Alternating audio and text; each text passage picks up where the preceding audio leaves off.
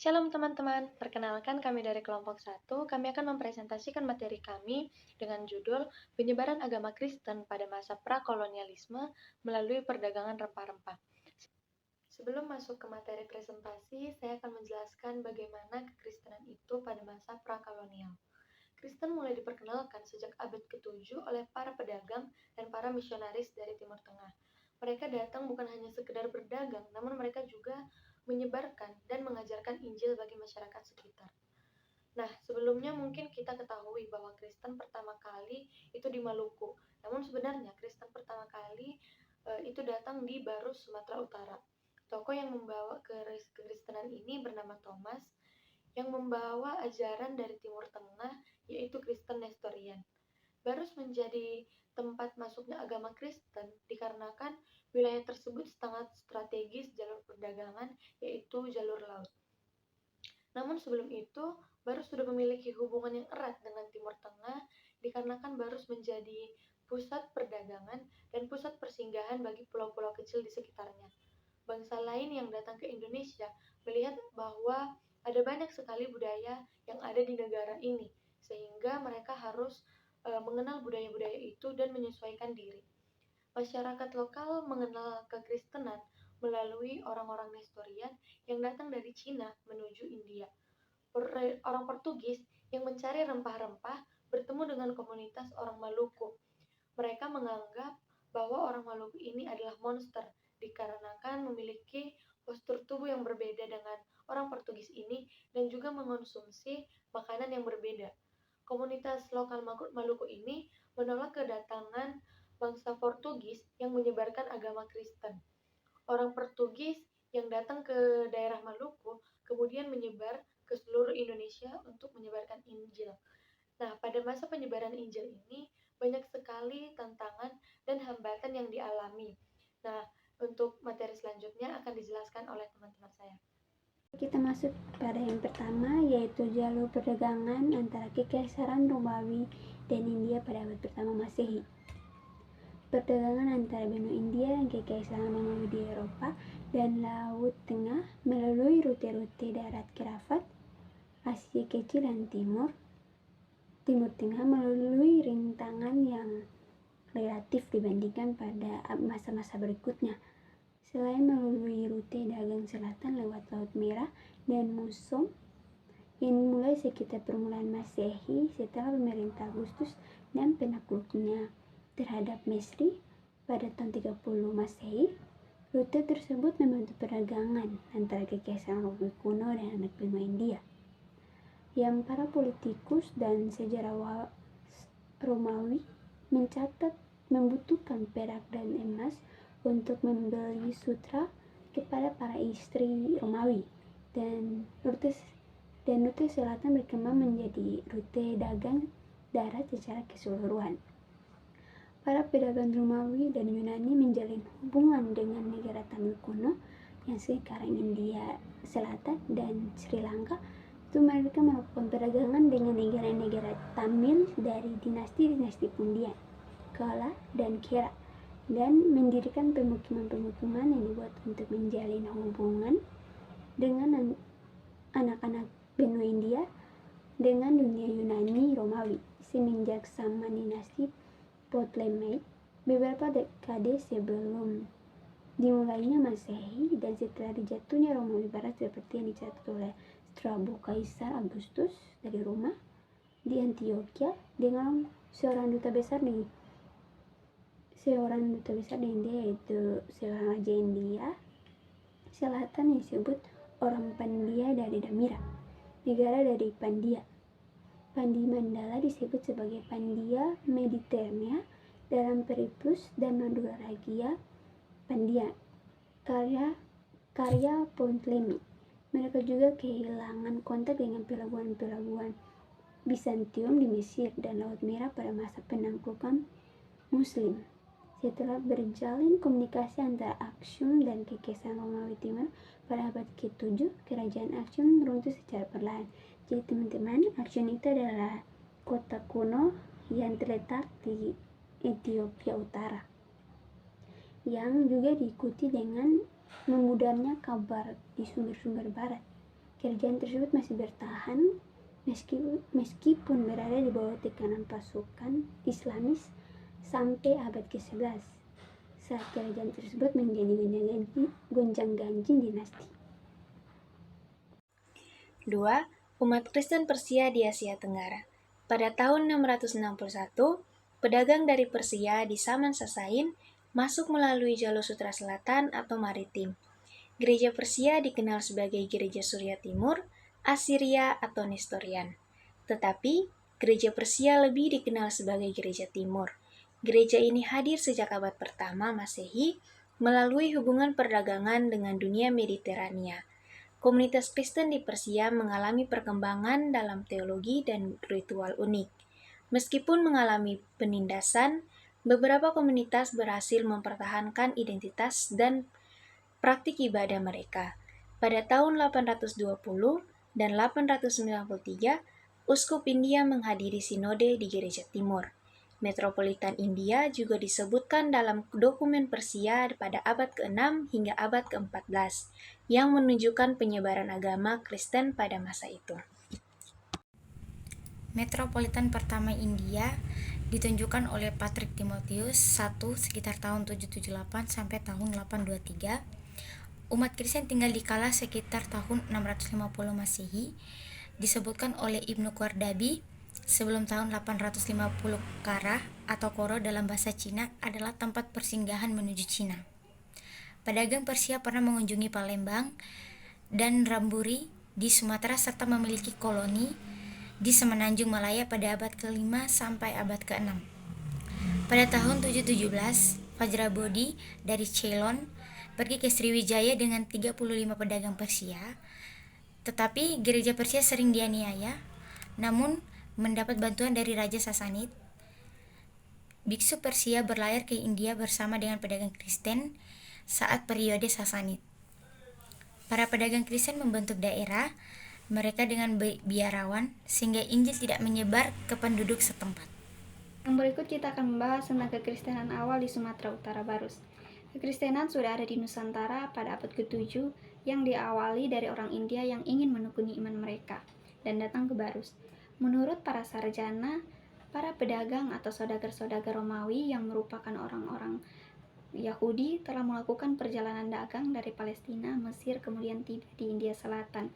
Hal ini didasarkan pada kisah apokrif Thomas dan dokumen-dokumen pada abad ke-3 atau abad ke-4, serta tradisi umat Kristen, Kerala, dan tradisi kuno makam Santo Thomas. Salah satu cerita dari kisah apokrif Thomas memuat kisah Raja India yang mengirim utusan untuk membujuk Thomas agar pergi ke India. Beberapa sejarawan tidak percaya bahwa salah satu murid Yesus melakukan perjalanan jauh hingga sampai ke India.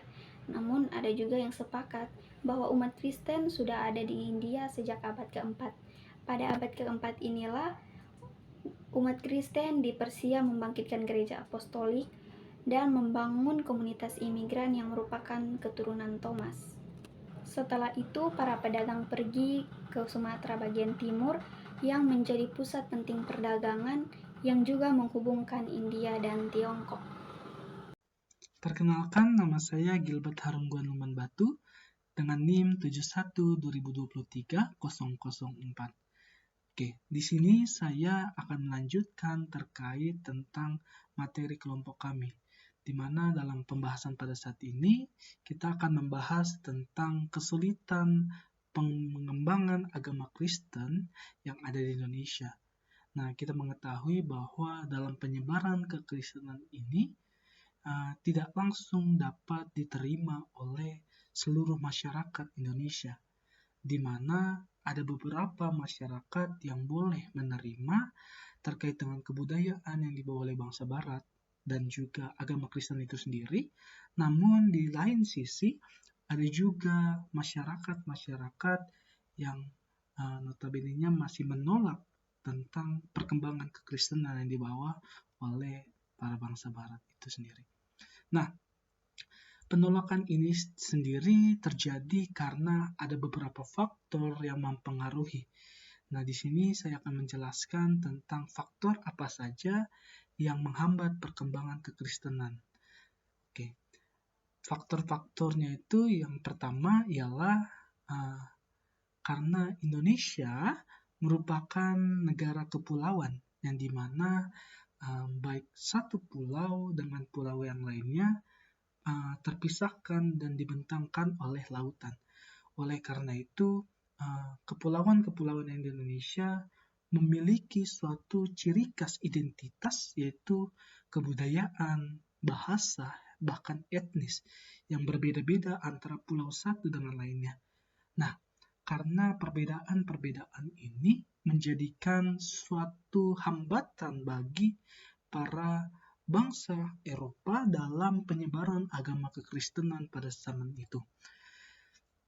Nah, faktor yang kedua ialah terkait tentang masyarakat Indonesia yang pada saat itu sebelum datangnya kekristenan ternyata sudah memiliki suatu kepercayaan di mana di tiap-tiap kekayaan suku yang ada di Indonesia ternyata masing-masing suku sudah mempunyai suatu kepercayaan lokal atau agama tradisional, agama asli yang dianut dari para leluhur yang diturunkan dari leluhur-leluhur dari suku mereka.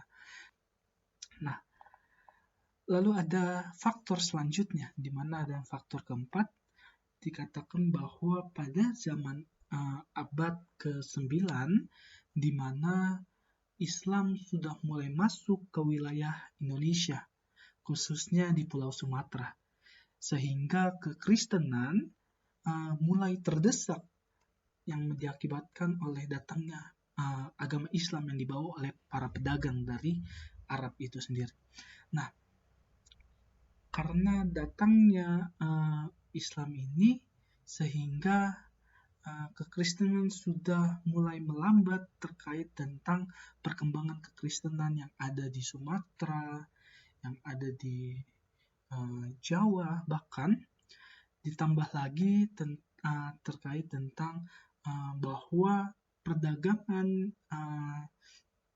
yang ada di Nusantara atau di Indonesia sudah mulai dikuasai oleh para pedagang Islam yang dari Arab itu sendiri. Sehingga hal inilah yang mengakibatkan sulitnya perkembangan kekristenan itu sendiri pada abad ke-9. Nah, ada faktor yang kelima juga, dikatakan bahwa pusat perdagangan yang tadinya kita ketahui bahwa pusat perdagangan di Indonesia yang terbesar ada di Sumatera Utara, yaitu di Barus, yang mana pada zaman itu kamper atau kapur Barus yang terkenal bahkan sampai ke Arab, ke Cina, Tiongkok, dan juga hasil-hasil alam seperti kemenyan juga menjadikan Barus sebagai kota perdagangan dunia pada saat itu. Nah, namun setelah Islam muncul, pusat perdagangan yang ada di Sumatera itu sudah mulai bergeser, bukan lagi ada di Sumatera, melainkan bergeser ke arah timur, di mana ke arah Pulau Jawa, Kalimantan, Sulawesi, bahkan ke daerah Thailand, Vietnam, dan Tiongkok. Nah, sehingga perdagangan sudah mulai dikuasai oleh kerajaan-kerajaan yang berada di Pulau Jawa, baik itu kerajaan yang bercorak Hindu-Buddha dan juga kerajaan yang bercorak Islam. Nah, mungkin itu adalah faktor-faktor yang mempengaruhi tentang bagaimana kekristenan atau penghambat kekristenan berkembang pada zaman itu. Melanjutkan penjelasan tentang umat Kristen di Baros. Jadi pada awal abad ke-7 di mana Nestorian sudah pertama kali masuk, mereka masuk Indonesia dengan tujuan untuk mencari rempah-rempah seperti kapur barus dan juga cengkeh dan juga komoditi-komoditi lokal. Selain itu mereka juga menyebarkan agama melalui perkawinan, melalui pengajaran-pengajaran. Jadi tujuan bangsa luar datang pertama kali di Indonesia, selain dengan tujuan perdagangan, mereka juga ingin menyebarkan agama. Nah, selain itu juga ada faktor-faktor lain seperti faktor politik. Faktor politik termasuk dalam faktor 3G, yaitu gold, gospel, dan juga glory. Nah, jadi glory itu mereka ingin diakui oleh negara yang mereka duduki bahwa mereka adalah raja atau penguasa dari daerah itu. Jadi tujuan bangsa Eropa datang ke Indonesia dengan 3 tujuan awal itu. Dan juga selain itu ada beberapa hal lagi. Kenapa ya kekristenan sulit berkembang? Karena pada saat itu sudah dikuasai oleh bangsa Islam baik dari jalur perdagangan maupun mereka yang tiba terlebih dahulu. Maluku dikenal sebagai Kepulauan Rempah. Maluku memiliki karakteristik vulkanis yang mendukung pertumbuhan rempah-rempah sehingga menjadikan Maluku sebagai tujuan jaringan rempah. Sejak zaman dahulu, rempah tersebut sudah menjadi perdagangan internasional. Perdagangan ini sudah terjadi sejak zaman kerajaan Ternate dan juga Tidore. Pedagang dari Cina dan India mengetahui bahwa Maluku terlibat dalam perdagangan rempah-rempah, dan Maluku pun menjadi ramai dikunjungi oleh para pedagang dari berbagai belahan dunia. Yang berikut kita akan membahas tentang situasi politik Maluku. Maluku identik dengan kerajaan-kerajaannya, dan ada 4 kerajaan besar di Maluku, yaitu Jailolo, Ternate, Tidore, dan juga Bacaan. Yang berikut situasi pemerintahan di Maluku. Karena Maluku merupakan pulau kerajaan, tidak mengherankan bila gaya pemerintahan yang digunakan di Maluku adalah sistem pemerintahan berbentuk kerajaan. Dan situasi ekonomi di Maluku terutama diperoleh dari rempah cengkih, namun para pedagang asing meraup keuntungan lebih besar daripada rakyat Ternate. Dan keagamaan di Maluku sebelum masuknya Islam, mereka percaya kepada animisme. Yang terakhir kita akan membahas tentang perdagangan rempah sebagai jalur penyebaran agama. Orang pertama yang melakukan perjalanan keliling dunia adalah Fernando de Magellan, dan juga penerjemahan bahasa Melayu Edrique yang datang kedua kalinya dari timur pada tahun 1521.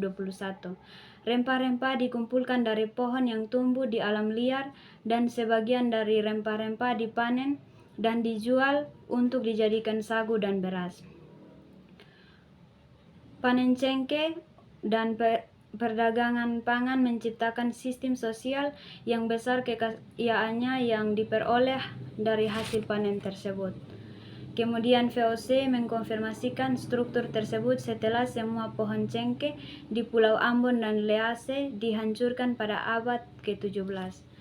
Agama masyarakat Maluku merupakan agama etnis masyarakat yang memuja matahari, bulan, bintang, langit, bumi, dan batu keramat. Penduduk Maluku tidak terpengaruh dengan budaya dan agama yang dibawa oleh para pembeli rempah-rempah, namun mereka ingin tetap berada di dunianya sendiri.